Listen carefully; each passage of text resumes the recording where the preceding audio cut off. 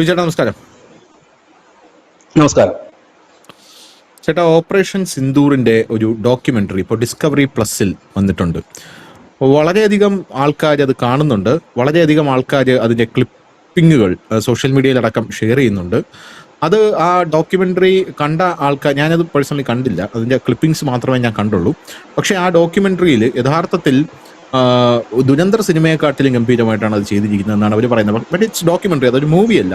എന്ന് പറഞ്ഞാൽ നമ്മൾ എന്താണോ ചെയ്തത് ആ കാര്യങ്ങൾ ചെയ്ത ആൾക്കാർ എന്താണ് ചെയ്തത് എന്ന് തെളിവ് സഹിതം വിശദീകരിക്കുന്ന കാര്യങ്ങളാണ് അതിനകത്തുള്ളത്.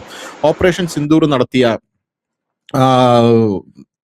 ഇന്ത്യൻ പ്രധാനമന്ത്രി നരേന്ദ്രമോദി അതിന് നേതൃത്വം കൊടുത്ത അജിത് ഡോവല്, പിന്നെ നമ്മുടെ ചീഫ് എയർ മാർഷല്, പിന്നെ നമ്മുടെ കരസേനാ മേധാവി, പിന്നെ നമ്മുടെ നേവിയിലുള്ള നമ്മുടെ മേധാവി, ഇവരെല്ലാം വന്ന് അതിനകത്ത് കൃത്യമായിട്ട് അവർ ചെയ്ത കാര്യങ്ങൾ തെളിവ് സഹിതം വിശദീകരിക്കുക എന്നുള്ളതാണ് ആ ഡോക്യുമെന്ററിയിൽ ചെയ്യുന്ന ഒരു കാര്യം എന്ന് പറയുന്നത്.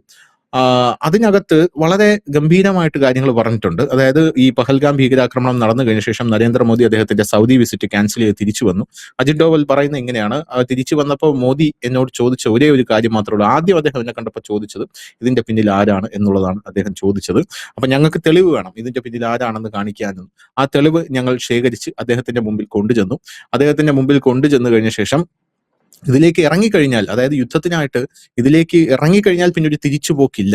അപ്പൊ ഞാൻ അത് കൃത്യമായിട്ട് ഇന്ത്യൻ പ്രധാനമന്ത്രിയോട് പറഞ്ഞു, നമ്മൾ ഇതിൽ ഇറങ്ങിക്കഴിഞ്ഞാൽ പിന്നെ നമുക്കൊരു തിരിച്ചുപോക്കില്ല, ഇറങ്ങിക്കഴിഞ്ഞാൽ മുന്നോട്ട് മാത്രമേ പോകാനായിട്ട് സാധിക്കുകയുള്ളൂ. അപ്പം നരേന്ദ്രമോദി എന്നോട് 12 മണിക്കൂർ സമയം ചോദിച്ചു. 12 മണിക്കൂറിന് ശേഷം അദ്ദേഹം പറഞ്ഞു, എന്ത് വേണമെങ്കിലും നിങ്ങൾക്ക് ചെയ്യാനുള്ള പൂർണ്ണ സ്വാതന്ത്ര്യം ഞാൻ തന്നിരിക്കുന്നു എന്ന് അദ്ദേഹം പറയുന്ന ഒരു സാഹചര്യം ഉണ്ടായി. അതിനുശേഷമാണ് നമ്മൾ അറ്റാക്ക് നടത്തിയത്. ഈ അറ്റാക്കിൽ അമേരിക്കയുടെ പങ്കിനെ കുറിച്ചൊക്കെ അവർ ഗംഭീരമായിട്ട് സംസാരിക്കുന്നുണ്ട് കേട്ടോ. പാകിസ്ഥാനിൽ നിന്ന് നമുക്ക് കോള് വരുന്നതിന് മുമ്പേ ഈ യുദ്ധം നിർത്താനായിട്ട് അമേരിക്കയുടെ JD വാൻസ് ഞങ്ങളെ വിളിച്ചിരുന്നു. JD വാൻസ് വിളിച്ചിട്ട് JD വാൻസ് പറഞ്ഞ കാര്യം, അവർക്ക് നിങ്ങളോടൊന്ന് സംസാരിക്കണം, ഈ യുദ്ധം നിർത്തിക്കൂടെ എന്ന് ചോദിച്ചു. അപ്പോൾ നമ്മുടെ വിദേശകാര്യമന്ത്രി പറഞ്ഞു, ഒരു നെഗോസിയേഷനും ഇല്ല, അവർക്ക് യുദ്ധം നിർത്തണമെന്നുണ്ടെങ്കിൽ അവർ വിളിക്കട്ടെ, നിങ്ങൾ വിളിക്കേണ്ട ആവശ്യമില്ല എന്ന് പറഞ്ഞു. പിന്നീട് JD വാൻസ് പറഞ്ഞ കാര്യം, അമേരിക്കയുടെ ഇന്റലിജൻസ് റിപ്പോർട്ട് ഉണ്ട്, അതായത് പാകിസ്ഥാൻ നിങ്ങൾ എത്രയാണോ അവരെ അടിച്ചത് അതിന്റെ ഇരട്ടിയായിട്ട് പാകിസ്ഥാൻ തിരിച്ചടിക്കാൻ പോവുകയാണ് എന്ന് JD വാൻസ് പറഞ്ഞു. അതിന് മറുപടി കൊടുത്തത് നരേന്ദ്രമോദിയാണ്. നരേന്ദ്രമോദി പറഞ്ഞ സംഭവം എന്ന് പറഞ്ഞാൽ, അവർ 2 ഇരട്ടിയായിട്ട് അടിച്ചു കഴിഞ്ഞാൽ ഞങ്ങൾ അതിന്റെ 200 ഇരട്ടിയായിട്ട് തിരിച്ചടിച്ചോളാം, അതിൽ നിങ്ങൾ വിഷമിക്കണ്ട എന്നാണ് അമേരിക്കയുടെ ആ സമയത്ത് പറഞ്ഞത് എന്ന് കൃത്യമായിട്ട് അതിനകത്ത് പറയുന്നുണ്ട്. പോരാത്തതിന് ഈ പാകിസ്ഥാന്റെ ബേസുകളൊക്കെ തകർത്തതിൽ സ്ത്രീകളുണ്ട് കേട്ടോ. നമ്മുടെ വനിതാ വിങ് കമാൻഡർമാരാണ് അവിടെ പറന്നുപോയി എയർബേസിലൊക്കെ ഇതിട്ടിട്ട് തിരിച്ചു വന്നത്. അതിനുശേഷം പാകിസ്ഥാൻ നമ്മളെ വിളിക്കാനുള്ള ശ്രമം നടത്തി. അപ്പൊ കോള് കണക്ട് ആവുന്നില്ല, ഒരു ഇറർ ഉണ്ടായിരുന്നു. പിന്നീട് അവർ നിരന്തരമായിട്ടുള്ള ശ്രമങ്ങൾ നടത്തി. എന്നിട്ട് ആ കോൾ കണക്ട് ആയപ്പോൾ അവർ ആദ്യം പറഞ്ഞ സംഭവം എന്ന് പറഞ്ഞത്, നിങ്ങൾക്ക് അടിക്കേണ്ട സ്ഥലങ്ങളിലൊക്കെ നിങ്ങൾക്ക് അടിച്ചു കഴിഞ്ഞില്ലേ, ഇനിയെങ്കിലും ഇതൊന്ന് നിർത്തിക്കൂടെ എന്നാണ് അവർ ആദ്യമായിട്ട് ഞങ്ങളോട് ചോദിച്ചത്. ഇതെല്ലാം തെളിവ് സഹിതമാണ്. എന്നിട്ട് അവസാനം അവർ പറയുന്നുണ്ട്, കാരണം പാകിസ്ഥാൻ തെളിവില്ലെങ്കിൽ ലോകരാജ്യങ്ങൾക്ക് മുമ്പിൽ ഇതൊന്നും അംഗീകരിക്കില്ല, നമ്മൾ പോയി അടിച്ച ചിത്രങ്ങൾ, റഡാർ സിഗ്നലുകൾ എല്ലാം കളക്ട് ചെയ്ത് വെക്കണം, അങ്ങനെ തെളിവ് ശേഖരിച്ച് വെച്ച് ആ തെളിവുകളുടെ അടിസ്ഥാനത്തിലാണ് ഈ ഡോക്യുമെന്ററി മുന്നോട്ട് പോകുന്നത്.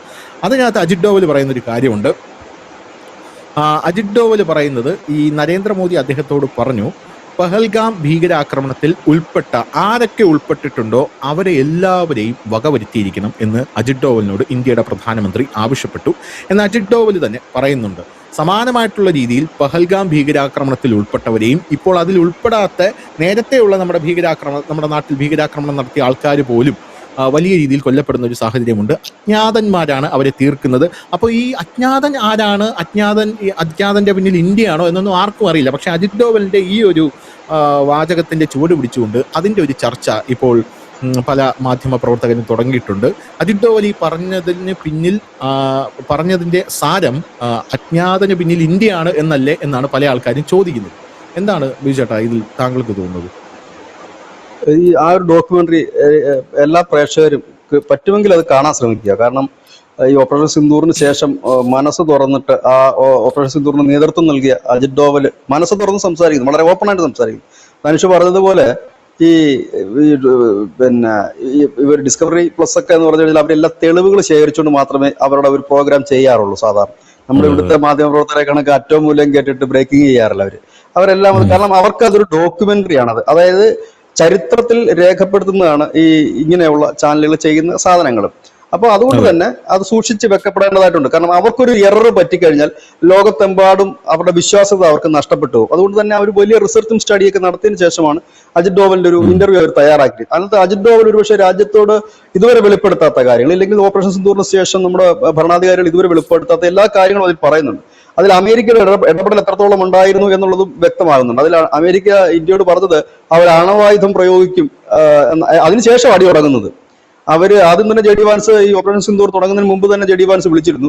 അദ്ദേഹം പറഞ്ഞത് അവർ ആണവായുധം ഉപയോഗിക്കുന്നതാണ് ഞങ്ങൾക്ക് കിട്ടിയിരിക്കുന്ന ഇന്റലിജൻസ് റിപ്പോർട്ടെന്ന്. അപ്പോൾ പ്രധാനമന്ത്രി നരേന്ദ്രമോദി കൊടുത്ത മറുപടി, അവരങ്ങനെ ശ്രമിച്ചു കഴിഞ്ഞാൽ പിന്നെ പാകിസ്ഥാൻ എന്ന രാജ്യം ഭൂപടത്തിൽ ഉണ്ടാകില്ല എന്നൊരു മറുപടി കൊടുക്കുകയും അതിന്റെ അടുത്ത ദിവസം തന്നെ അടി തുടങ്ങുകയും ചെയ്തിരുന്നു. ഇപ്പോൾ ഈ അജ്ഞാതനെ കുറിച്ചുള്ള ചർച്ച വരാൻ കാരണം ഇതിനകത്ത് അജിത് ഡോവൽ പറയുന്ന ഒരു കാര്യമുണ്ട്. പ്രധാനമന്ത്രി നരേന്ദ്രമോദി തന്നോട് പറഞ്ഞത് ഈ ഭീകരന്മാരെ, തീവ്രവാദികളെ അവര് ഭൂമിയിലായാലും ആകാശത്തായാലും നരകത്തിലായാലും അവരെ പിന്തുടർന്നവരെ ഇല്ലാതാക്കണം. അവസാനത്തെ തീവ്രവാദി തീരുന്നത് വരെ നമ്മൾ ഈ പോരാട്ടം തുടരുക തന്നെ ചെയ്യും. നമ്മുടെ ഓരോ തുള്ളി ചോരയും ഇല്ലെങ്കിൽ അവസാന തുള്ളി ചോര വരെ നമ്മൾ ഇതിനു വേണ്ടി ഉപയോഗിക്കപ്പെടും എന്നാണ് പ്രധാനമന്ത്രി പറഞ്ഞത്. അതിൽ അജിത് ഡോവൽ പറയുന്നൊരു വാക്കിതാണ്, പ്രധാനമന്ത്രിയുടെ ദൃഢനിശ്ചയമാണ് ഞങ്ങളിപ്പോൾ നടപ്പാക്കിക്കൊണ്ടിരിക്കുന്നത്. ഇവിടെയാണ് ഈ ഒരു സ്റ്റേറ്റ്മെന്റ് ആണ് ഇപ്പോൾ വലിയ ചർച്ചയ്ക്ക് ഇട നൽകിയിരിക്കുന്നത്, അജ്ഞാതന്റെ പിന്നിൽ ഇന്ത്യ ആണോ എന്നുള്ളത്. എന്നിട്ട് അദ്ദേഹം പറയുന്നു, ആ ദൃഢനിശ്ചയം ഞങ്ങൾ ഇപ്പോൾ നടപ്പാക്കിക്കൊണ്ടിരിക്കുകയാണ്. നമ്മുടെ ശത്രുക്കളെ ഞങ്ങൾ പിന്തുടർന്ന് വകവരുത്തിയിട്ടുണ്ട്, വകവരുത്തിക്കൊണ്ടിരിക്കുന്നു എന്ന് പറയുന്നു. അതായത് ശരിക്കും അജ്ഞാതന്മാർ പിന്തുടർന്നല്ല വകവരുത്തുന്നത്. ഈ ലോകത്തിന്റെ പല ഭാഗത്തുള്ള ഭീകരന്മാർ പടപടപടാന്ന് പറഞ്ഞ പടമായിക്കൊണ്ടിരിക്കുന്നു. അതിപ്പോ കാനഡയിലായാലും പാകിസ്ഥാനിലായാലും ബംഗ്ലാദേശിലായാലും ഒക്കെ തന്നെ നമ്മൾ കാണുന്ന ഒരു കാഴ്ചയാണ്. അത് പാകിസ്ഥാൻ ആരോപണം വളരെ കാലമായിട്ട് ഇന്ത്യക്കെതിരെ ഉന്നയിക്കുന്നുണ്ട് എങ്കിൽ പോലും ഇപ്പോൾ ഈ ഡോക്യുമെന്ററിയുടെ പശ്ചാത്തലത്തിൽ നമുക്ക് അങ്ങനെ തന്നെ വേണം കരുതാൻ. കാരണം ഞങ്ങളുടെ ശത്രുക്കളെ പിന്തുടർന്നവരെ ഇല്ലാതാക്കുന്നവരെ ഞങ്ങൾ പോരാട്ടം തുടരുമെന്നാണ് അദ്ദേഹം പറയുന്നത് കാര്യം. അതിൽ പ്രധാനമന്ത്രി നരേന്ദ്രമോദിയുടെ ഒരു ഇൻസ്പിറേഷനും കൂടെ അദ്ദേഹം അതിൽ പറയുന്നു. ഇതേപോലെ നമ്മൾ കണ്ടിട്ടുള്ള രാജ്യം ഇസ്രായേലാണ്. അവരവരുടെ ശത്രുക്കളെ ലോകത്തിന്റെ ഏത് കോണിലായാലും പിന്തുടരുകയും വധിക്കുകയും ചെയ്യും. അമേരിക്കയും അതുപോലെ തന്നെയാണ്. അവരുടെ ശത്രുക്കളെ ഏത് ലോകത്തായാലും, റഷ്യയും അതുപോലെയാണ്. ഏതാണ്ട് ആ ഒരു ഗണത്തിലേക്ക് ഇപ്പോൾ കൂട്ടിച്ചേർക്കപ്പെടാൻ പറ്റുന്ന ഒരു പേര് ഇന്ത്യയുടേതാണ്. കാരണം അതേ രീതിയിൽ പിന്തുടർന്ന് കൊല്ലുക. കാരണം നമുക്കറിയാം, ഈ നരേന്ദ്രമോദി സർക്കാർ കയറിയതിനു ശേഷം എനിക്ക് തോന്നുന്നു 2019 ശേഷമാണ് ഏറ്റവും കൂടുതൽ അജ്ഞാതന്റെ ഒരു വിളയാട്ടം ഈ ലോകത്ത് പലയിടത്തും ഇന്ത്യയുടെ പേര് കേൾക്കാൻ തുടങ്ങിയത്. അതിൽ ആദ്യമായിട്ട് ആ പേര് ഉയർത്തിയ രാജ്യം കാനഡയായിരുന്നു. അവിടെ പലരും കൊല്ലപ്പെടുമ്പോഴും ഇന്ത്യയാണ്. അന്ന് പിന്നെ ജസ്റ്റിൻ ട്രൂഡോ ആണ് അത് പറഞ്ഞിരുന്നത്. പിന്നീട് പാകിസ്ഥാൻ അത് പറയുകയുണ്ടായി. ബംഗ്ലാദേശ് ഇടക്കാലത്ത് അങ്ങനെയൊന്ന് പറയുകയുണ്ടായി. ഇതേ രീതിയിലാണ് മുൻപോട്ട് പോകുന്നത്. ഏതായാലും അജിത് ഡോവലിന്റെ ഈ ഒരു ഡോക്യുമെന്ററി വലിയ ചർച്ചകൾക്ക് വഴിവെച്ചിരിക്കുകയാണ്. ശരിക്കും പറയാൻ നമ്മുടെ മാധ്യമങ്ങൾ േക്കാൾ കൂടെ, അത് എനിക്കൊന്ന് അസൂയ കൊണ്ടാണോ എന്ന് അറിയത്തില്ല. കാരണം വിദേശ ഒരു മാധ്യമം അത്രയും ഇന്റർവ്യൂ അങ്ങനെ ഉണ്ടല്ലോ, നമ്മുടെ മാധ്യമപ്രവർത്തകർക്ക് അങ്ങനെ ഒരു സ്വഭാവമുണ്ട്. ആ മാധ്യമങ്ങളുടെ പേര് പറയില്ല. ഏതെങ്കിലും ഒരു മാധ്യമം ഒരു വാർത്ത കൊണ്ടുവന്നു കഴിഞ്ഞാൽ പറയില്ല. പക്ഷെ നമ്മുടെ ഈ ഒരു ചാനലിൽ നമ്മൾ ഏത് മാധ്യമത്തിലാണ് ആ വാർത്ത വന്ന ആ മാധ്യമത്തിന്റെ പേര് പറയാറുണ്ട്. അത് പറയുന്നതുകൊണ്ട് തെറ്റൊന്നുമില്ല. അപ്പം ഇവർ പറയാറില്ല, ഇല്ലെങ്കിൽ അവർക്കൊരു ഹൈപ്പ് കിട്ടുമെന്ന് വെച്ചിട്ടായിരിക്കാം അത് മാറ്റി വെച്ചിരിക്കുന്നത്. പക്ഷെ അന്തർദേശീയ മാധ്യമങ്ങളിൽ ഇത് വലിയ ചർച്ചയാണ്, വലിയ ടോപ്പിക്കാണ്. ഞാൻ കഴിഞ്ഞ 3 ദിവസമായിട്ട് കാണുന്ന പ്രധാനപ്പെട്ട മാധ്യമങ്ങളിലെല്ലാം അജിത് ഡോവലിന്റെ ഈ ഇന്റർവ്യൂവിന്റെ ചില പോർഷൻസ് അതിൽ കട്ട് ചെയ്തിട്ട് ഇടുന്നുണ്ട് അവർ വാർത്തയായിട്ട്. അവിടെ നിന്നാണ് ഇപ്പോൾ ഇത് വിവാദമായിരിക്കുന്നത്. ഇനിയുമുണ്ട് അതിന്റെ ഡോക്യുമെന്റിയുടെ ബാക്കി ഭാഗങ്ങൾ ഇനിയും ഉണ്ടെന്നാണ് അറിയാൻ കഴിയുന്നത്. അറിയില്ല, 2 എപ്പിസോഡായില്ലേ. അപ്പോൾ ഈ ഒരു രീതിയിലേക്കാണ് അത് കാര്യങ്ങൾ പോകുന്നത്. എന്തായാലും വളരെ തുറന്നാണ് ഇതിൽ പറയുന്നത്. അത് ഓപ്പറേഷൻസ് അതിനകത്തും ഇപ്പൊ പറഞ്ഞൊരു കാര്യം കൂടി പ്രേക്ഷകർ ശ്രദ്ധയോടെ കേൾക്കണം. ധനുഷ പറഞ്ഞിട്ട് ഒരു കാര്യം പറഞ്ഞത് ഓർമ്മയുണ്ടോ? അതായത് ആ ഓപ്പറേഷൻ സിന്ദൂറിന് നമ്മൾ പേരിട്ടിരിക്കുന്നത് ഓപ്പറേഷൻ സിന്ദൂർ എന്നായിരുന്നു. സിന്ദൂരം മായ്ച്ചവർക്ക് അത് വനിതകളെ കൊണ്ട് തന്നെയാണ് അടി പൊടിപ്പിച്ചിരിക്കുന്നത്. ഇപ്പൊ അത് വെളിവായിട്ടുണ്ട്. നമ്മുടെ വനിതാ വിംഗ് കമാൻഡർമാരായിരുന്നു ഈ അറ്റാക്കിന് പിന്നിലുണ്ടായിരുന്നത്. അതായത് സ്ത്രീകളെ കൊണ്ട് തന്നെ പ്രതികാരം ചെയ്യിച്ചു. ആ സ്ത്രീകളെ കൊണ്ട് തന്നെ പത്രസമ്മേളനം നടത്തി പാകിസ്ഥാനെ എത്രത്തോളം നാണം കെടുത്തു. അതായത് ഇന്ത്യയിലെ സ്ത്രീകൾ, ഇന്ത്യയിലെന്നല്ല ലോകത്തിൽ തന്നെ എനിക്ക് തോന്നുന്നു ഇതൊരു ആദ്യ സംഭവമായിരിക്കും. നമ്മളിപ്പോൾ ലോകത്തിൽ ഒരുപാട് യുദ്ധങ്ങൾ കണ്ടിട്ടുണ്ട്. ആ യുദ്ധങ്ങളുടെയൊക്കെ പ്രസ് മീറ്റുകൾ സൈനിക മേധാവികൾ നടത്തുന്നതിനുണ്ട്. പക്ഷെ വനിതകൾ ഒരു പത്രസമ്മേളനം നടത്തുന്ന മീഡിയാസിനെ അഭിമുഖീകരിച്ചുകൊണ്ട് പറയുന്നൊരു കാര്യം നമ്മുടെ അറിവിലില്ല. ഏതെങ്കിലും ഒരു രാജ്യം, ഇസ്രായേലൊക്കെ ഒരുപാട് യുദ്ധങ്ങളൊക്കെ ചെയ്തിട്ടുണ്ടെങ്കിൽ പോലും അവരുടെ തന്നെ ആളുകൾ മിക്കവാറൊക്കെ ബെഞ്ചമിൻ നെതന്യാഹു ഒക്കെ തന്നെ വന്നിട്ടാണ് ഇത് പറയുന്നത്. പക്ഷെ ഇവിടെ അങ്ങനെ അല്ലായിരുന്നു സംഭവിച്ചത്. രണ്ടാമത് ഇപ്പോൾ വനിതാ ഈ സൈനിക മേധാവികൾ ഓപ്പറേഷൻസിൽ പങ്കെടുക്കുന്നത് ആദ്യ സംഭവമൊന്നുമല്ല. പക്ഷെ ഇന്ത്യ ആദ്യമായിട്ട് അവിടെയും ഒരു കാൽ വെച്ചു എന്നുള്ളത് മാത്രം ഭയങ്കര അഭിമാനിക്കാൻ തോന്നുന്ന ഒരു കാര്യം തന്നെയാണ്. കാരണം ദുർഗയുടെ നാടാണ് ഈ രാജ്യമെന്ന് നമ്മൾ എപ്പോഴും പറയുന്നുണ്ടെങ്കിൽ അത് ദുർഗയായി മാറുന്ന ഒരു കാഴ്ചയാണ് ഓപ്പറേഷൻ സിന്ദൂറിൽ കാണാൻ കഴിഞ്ഞത്. അതായത് അതിന് പേരിട്ടിരിക്കുന്നത് സിന്ദൂര തിലകത്തിന്റെയാണ്. സിന്ദൂരം മായ്ച്ചവർക്കുള്ള ഒരു തിരിച്ചടി. അത് വനിതകൾ തന്നെ ഓപ്പറേറ്റ് ചെയ്യുന്നു, വനിതകൾ തന്നെ ആ ഭീകരന്മാരെ തകർക്കുന്നു എന്ന് പറയുമ്പോൾ ശരിക്കും പറഞ്ഞാൽ ആ ഒരു ദുർഗ എന്ന് പറയുന്നത് അക്ഷരത്തിൽ ശരിയെന്ന് തന്നെ നമുക്ക് തോന്നുന്ന തരത്തിലേക്കാണ് ആ നീങ്ങിയിരിക്കുന്നത്. അതായത് അതൊരു ഭരണാധികാരിയുടെ ഇച്ഛാശക്തിയാണ്. അവിടെയാണ് ഈ 33% സംവരണം ഈ സ്ത്രീകൾക്ക് കൊടുക്കണമെന്ന് പറയുമ്പോൾ അതിനെതിരെ ഈ പ്രതിപക്ഷ പാർട്ടികൾ ബഹളം വെക്കുന്നല്ലോ എന്ന് പറയുമ്പോഴാണ് അവരുടെ കരുത്ത് എന്തുമാത്രം ഉണ്ടെന്നും അറിയണമെങ്കിൽ ഈ ഓപ്പറേഷൻ സിന്ദൂർ മാത്രം നോക്കിയാൽ മതിയാവും. ലോകത്തിന് നെറുകയിലെത്തിച്ചു. അന്ന് എന്തായിരുന്നു ആ സൈനിക മേധാവിയുടെ പേര്? വനിത ഖുറേഷി. അപ്പം അവർക്ക് കിട്ടുന്ന അക്സെപ്റ്റൻസ് പോലും ഇവിടുത്തെ പ്രതിപക്ഷ പാർട്ടികളുടെ നേതാക്കന്മാർക്ക് കിട്ടുന്നില്ല. കാരണം അതാണ് അതിന്റെ ഒരു ഏറ്റവും വലിയ കാരണം. എനിക്കൊന്ന് പല പല ബസ്സുകളിലും കാറുകളിലും ഒക്കെ അവരുടെ ചിത്രങ്ങൾ ഇപ്പോഴും ആലേഖനം ചെയ്ത് പലരും വണ്ടി ഓടിച്ചൊക്കെ പോകുന്നുണ്ട്. അങ്ങനത്തെ ഒരു ഇതായി പലയിടത്തും അവരുടെ ചിത്രങ്ങൾ ശരിക്കും പറഞ്ഞ സോഷ്യൽ മീഡിയയിൽ ഒരു വൈറലായി മാറിക്കൊണ്ടിരുന്നതാണ്. വളരെ സോഫിയ ഖുറേഷി അതന്ന് വലിയ ചർച്ചയായി മാറിയ ഒന്നാണത്. അതായത് പെണ്ണുങ്ങളെ സ്ത്രീകളെ ഇതാക്കി വിധവകളാക്കി ആ സ്ത്രീകളെ കൊണ്ട് തിരിച്ചടിപ്പിച്ചു എന്നുള്ള ഒരു വലിയ ക്രെഡിറ്റ് ആണ്.